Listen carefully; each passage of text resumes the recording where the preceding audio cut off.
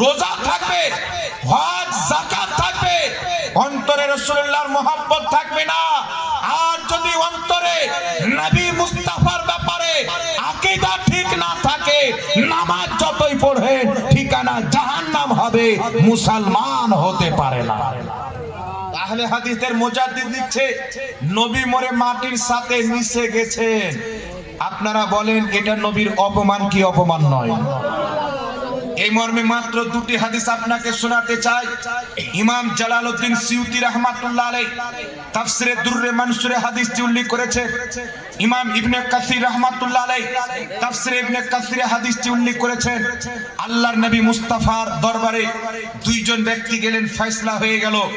নবী মুস্তাফার দরবার থেকে ফিরে আসার টাইমে যেই লোকটার বিপক্ষে ফয়সালা হয়েছে, সেই লোকটা যার পক্ষে ফয়সালা হয়েছে, ওই লোকটাকে বলছে একবার উমরের দরবারে চলো।